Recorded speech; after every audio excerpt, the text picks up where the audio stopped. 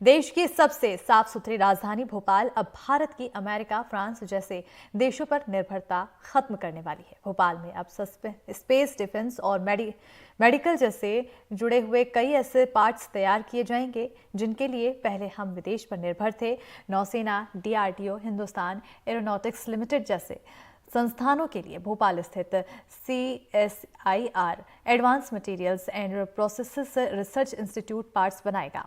कम समय, नए तरीके के डिजाइन से तैयार देश की तकनीक से इन पार्ट्स की लागत भी करीब 30% तक कम हो जाएगी। और इसी पर देखिए हमारी ये खास रिपोर्ट।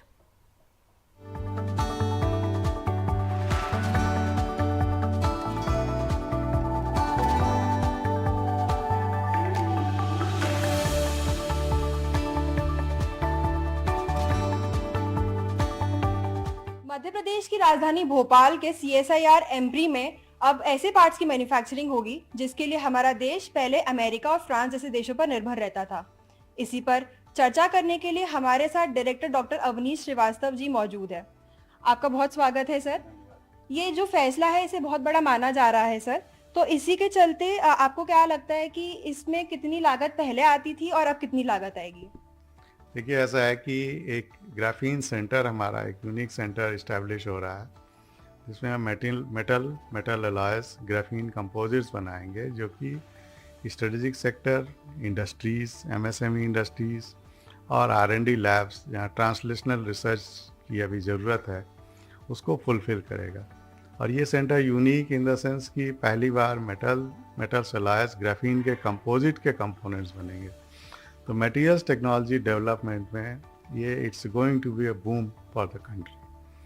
लागत की जहाँ तक आप बात करते हैं तो लागत कभी कभी जो है ज़रूरत जो है वो ज़्यादा इम्पॉर्टेंट होती है लागत से। तो स्ट्रेटेजिक सेक्टर जैसे डिफेंस है, स्पेस है, वहाँ पे कंपोनेंट्स की परफॉर्मेंस बहुत इम्पॉर्टेंट है। लागत बाद में आती है, पर डेफिनेटली जब कंजम्पशन ज़्यादा होगा, लार्ज वॉल्यूम में कंपोनेंट्स बनेंगे, इवन हो सकता है कि एक ऐसा टाइम आए कि हम दूसरे देशों में सामान भेजें तो लागत अपने आप कम हो जाएगी और हमारी अपनी मैन पावर होगी, अपनी एक्सपर्टाइज होगी तो लागत कम होगी।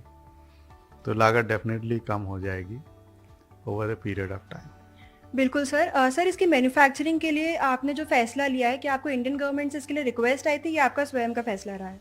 देखिए, क्या है, हम लोग साइंटिस्ट हैं और साइंटिस्ट जो हैं, जो रिक्वायरमेंट होती हैं, नीड होती हैं कंट्री की, नेशनल नीड्स, इंटरनेशनल नीड्स, उस हिसाब से काम करते हैं और फिर हम अपने प्रपोजल्स गवर्नमेंट को, सरकार को सबमिट करते हैं। सरकार उस पर देखती है कि कितना ज़रूरत है और need based project proposal sanction होते हैं।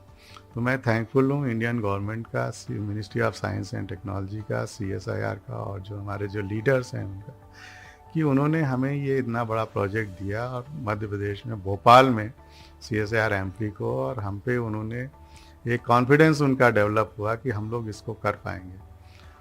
तो ये एक नीड बेस्ड सोल्यूशन जो है हम लोग निकाल रहे हैं कंट्री के लिए और इंटरनेशनल, क्योंकि हम इसमें आपको बताएं कि मेटल ग्राफीन कंपोजिट जो हैं ये शायद पहली बार हम लोगों की एक्सपर्टाइज है जो इंटरनेशनल जर्नल में पब्लिश हुई है। एडिटिव मैन्युफैक्चरिंग है, मटेरियल्स साइंस एंड इंजीनियरिंग ये जर्नल है, शायद ग्लोबली भी to the best of my knowledge पहली बार ऐसे पब्लिकेशन हुए कि हमने दिखाया है कि स्टेनलेस स्टील ग्राफीन कंपोजिट और एल्युमिनियम एलॉय ग्राफीन कंपोजिट जो हैं, इनको अगर हम मेटल 3D मैन्युफैक्चरिंग से करते हैं, एडिटिव मैन्युफैक्चरिंग से, तो प्रॉपर्टीज़ उनकी इम्प्रूव हो रही हैं। सर, जो ये प्रोजेक्ट है और जो रिक्वायरमेंट्स है इसके लिए भोपाल चुना गया है। अब आगे चल के आपको क्या लगता है भोपाल की क्या ग्लोबल इमेज बनेगी इन मैन्युफैक्चरिंग्स के बाद? देखिए, भोपाल की डेफिनेटली साइंस एंड टेक्नोलॉजी में बहुत अच्छी इमेज बनेगी जब हम इस तरह के सॉल्यूशंस निकाल रहे हैं जो कि नेशनली नहीं, इंटरनेशनली जिसकी ज़रूरत है ना। जैसे हमने कहा कि मेटल्स हैं, मेटल्स अलॉयस ग्राफीन कंपोजिट हैं, जिसकी कि आजकल सभी को ज़रूरत है। ग्राफीन 2D मटेरियल्स है और भी 2D मटेरियल्स हम ट्राई करेंगे। नैनो साइंस टेक्नोलॉजी का जो कॉन्सेप्ट है वो इसमें इन्वॉल्व हो रहा है और उससे जो नए मटेरियल्स आएंगे और उससे जो कंपोनेंट्स आएंगे जिनकी कि वेट रिडक्शन होगा, प्राइस कम होगा, परफॉर्मेंस ज़्यादा होगी, तो डेफिनेटली हर कोई भोपाल की ओर अट्रैक्ट होगा। और CSIR का हम बहुत धन्यवाद देंगे, वो हमारा पेरेंट ऑर्गेनाइजेशन है कि उन्होंने हमें ये प्रोजेक्ट सैंक्शन किया। सर, मेरा आखिरी सवाल आपसे रहेगा कि मेक इन इंडिया और आत्मनिर्भर भारत का की जो बात चली है, उसके लिए ये प्रोजेक्ट कितना बल देगा? देखिए, जो 3D मेटल एडिटिव मैन्युफैक्चरिंग है, ये अपने में ही एक यूनिक है, फैसिलिटी है। हमने electron beam powder bed fusion 3D metal additive manufacturing unit और laser beam powder bed fusion 3D metal additive manufacturing unit और उससे जो रिलेटेड जो इक्विपमेंट्स हैं, hexagonal 3D scanner, wire, EDM etcetera वगैरह, हमने सब प्रिपेयर किया है, उसको इस्टेब्लिश किया है। तो अब जो कंपोनेंट्स बनेंगे वो मेक इन इंडिया ही होंगे और हमारे पास फैसिलिटी है, हमारे पास एक्सपर्टाइज भी है, क्योंकि सिर्फ फैसिलिटी से काम नहीं होता, एक्सपर्टाइज भी चाहिए होती है। हमारे पास दोनों ही है और हमने एक प्रूफ ऑफ कॉन्सेप्ट भी दे रखा है। इंटरनेशनल जर्नल्स में हमारे ऑलरेडी पब्लिकेशंस हैं, हमने बताया। तो ये सारा जो है पैकेज जो है, जो एक रिसर्चर को चाहिए कि रिसर्च को आप मार्केट तक या यूज़र तक कैसे ले जाएं।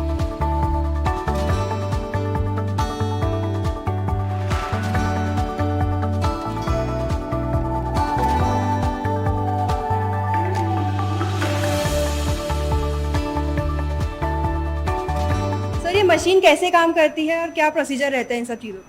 इसमें एक्चुअली ये एडिटिव मैन्युफैक्चरिंग टेक्निक, तो आप नाम से ही समझ रहे होंगे, एडिटिव मैन्युफैक्चरिंग। तो इसमें layer by layer add on होता है मटेरियल, जो भी मेटल है, एलॉय है, क्योंकि ये laser beam powder bed fusion technique है, तो इसमें लेयर बाय लेयर डिपोजिशन होगा। और ये जैसे एक ऑब्जेक्ट हम आपको गणेश जी का ही बता रहे हैं, पर ये बेसिकली डिफरेंट कंपोनेंट्स, जो जैसा हमने पहले ही बताया कि डिफेंस के लिए, स्पेस के लिए, ऑटोमोबाइल, एमएसएमई इंडस्ट्रीज़ और भी जो जितने भी जहाँ पे कंपोनेंट्स, जो क्रिटिकल कंपोनेंट्स होते हैं, टरबाइन प्लेट्स होते हैं, इंजन के डिफरेंट कंपोनेंट्स होते हैं, उनको हम इसमें बना सकते हैं। तो ये इसमें लेयर बाय लेयर डिपोजिशन जैसे हम कह रहे हैं, तो ये देखिए इसमें ये ऑब्जेक्ट बनना शुरू होंगे, है ना। तो ये इसमें ग्रोथ आती जाएगी।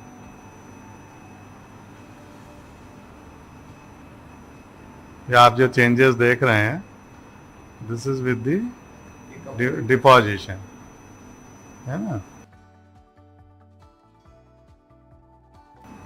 तो इस तरह से आप डिफरेंट कंपोनेंट्स का जो डिज़ाइन है, आपने एक बार स्कैन कर लिया 3D स्कैन, उसके बाद फिर उसी के अकॉर्डिंगली जो बीम है वो मटेरियल को डेवलप उस पर डिपॉजिट करती है बेस पे।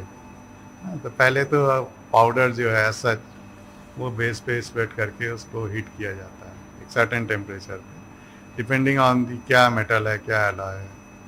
उसके बाद फिर लेयर बाय लेयर डिपोजिशन उस पर शुरू होता है और वो जैसे कंप्यूटर जैसे उसको गाइड करता है कि जो नोजल है किधर मूव करेगी, किस स्पीड से वो मूव करेगी, और उसका जो हाइट का जो प्रोफाइल है किस स्पीड से ऊपर बढ़ता जाएगा, वो कंप्यूटर से जो स्कैन डिज़ाइन है उसके अकॉर्डिंगली वो उसको कंट्रोल करता है। और फाइनली कंपोनेंट आपको जो आपको चाहिए वो कंपोनेंट आपको मिल जाता है विद फुल फिनिश। बाद में उसकी कोई फिनिशिंग की ऐसी कोई ज़रूरत नहीं पड़ती है। तो सिंगल कंपोनेंट, इसमें कोई जॉइंट्स नहीं होते, सबसे बड़ी बात ये है।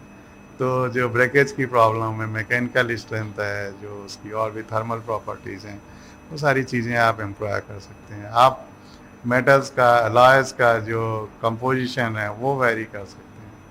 कंपोजिट बनाते हैं, जैसे ग्राफीन, जो आजकल नैनो मटेरियल्स हैं, नैनो मटेरियल्स को इसमें इम्प्लाई करके और कंपोजिट बना के आप उसको लाइट वेट कर सकते हैं, हाई स्ट्रेंथ बना सकते हैं, जिससे एनर्जी कंजम्पशन होगा, फ्यूल कंजम्पशन होगा ना। जैसे स्पेस क्राफ्ट, तो फ्यूल कंजम्पशन बहुत बड़ी चीज़ है, ऑटोमोबाइल में बहुत बड़ी चीज़ है। तो इंजन के जो पार्ट्स हैं, जो कि हार्ट ऑफ द बॉडी होती है, ऑटोमोबाइल हो या स्पेस हो या डिफेंस हो, जो इंजन होते हैं उनके जो कंपोनेंट्स हैं वो इसमें डेवलप।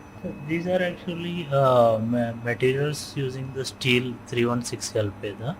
सो स्टेनलेस स्टील 316L पे कैसे उसका प्रिंटिंग कैपेबिलिटी के लिए हम उसका दिखा सकते हैं, बिकॉज आपका एडिटिव मैन्युफैक्चरिंग का आपका मेन चीज़ होते हैं लाइक पूरा बिल्ड प्लेट का यूनिफॉर्मिटी मिलेंगे आपका। सो आपका छोटा पीस में अभी हम यहाँ पे उसका प्रॉपर्टी पता कर लिया था, इसी से आपका पूरा बिल्ड प्लेट बनाएंगे, सभी जगह पे आपको एग्जैक्ट प्रॉपर्टी सेम मिलेंगे। सो उसके वजह से आपका क्या कॉन्सेप्ट आपका प्रोडक्ट बनाने के लिए थोड़ा जल्दी हो जाता है। सो उसका टेस्ट करने के लिए हमको पूरा इसका कैसे प्रॉपर्टी सभी जगह पे सेम आ रहा था, दिस इज कॉल्ड एक्चुअली वो कैलिब्रेशन टेस्ट बनाते हैं उसके। सो उसके बाद हम उसका मटेरियल स्टार्ट करते हैं, उसी से हमारा मेन काम था इसमें ग्राफीन कंपोजिट्स बनाने के लिए। ग्राफीन स्टील है, स्टील पे हम यहाँ पे इसका 316L का बनाया था, सो ग्राफीन मिल के। सो उसके वजह से आपका 4 times हायर स्ट्रेंथ है, उसके वजह से by adding graphene we can make it there. सबसे पहली चीज़ होती है कि परफॉर्मेंस इम्प्रूव कैसे की जाए ना किसी भी मशीन की। तो वो अगर आप एडिटिव मैन्युफैक्चरिंग से आप कंपोनेंट्स उसके रिप्लेस करेंगे तो डेफिनेटली उसकी परफॉर्मेंस बढ़ेगी, क्योंकि यहाँ पे मटेरियल हम नया डेवलप कर रहे हैं और उससे फिर कंपोनेंट जो बन रहे हैं वो यूनिफॉर्म बन रहे हैं। माइक्रोस्ट्रक्चरल स्टेबिलिटी है उसमें और मैकेनिकल स्टेबिलिटी। माइक्रोस्ट्रक्चरल यूनिफॉर्मिटी है, सो मैकेनिकल प्रॉपर्टीज़ की यूनिफॉर्मिटी है। और इसमें कोई जॉइंट्स नहीं है। जॉइंट्स जो होते हैं हमेशा वो ब्रेकिंग पॉइंट्स होते हैं, वीक पॉइंट्स होते हैं, वो इसमें नहीं होंगे। तो इसलिए ये टेक्निक यूनिक है और हम लोग लकी हैं कि भोपाल में आ गया। बिल्कुल, तो जैसा कि आपने देखा ये मशीन जो है भारत देश में पहली बार इंस्टॉल हुई है और ये मौका भोपाल के CSIR एम्प्री को मिला है। कैमरामैन रिजवान खान के साथ मैं तनुश्री देसाई, NDTV।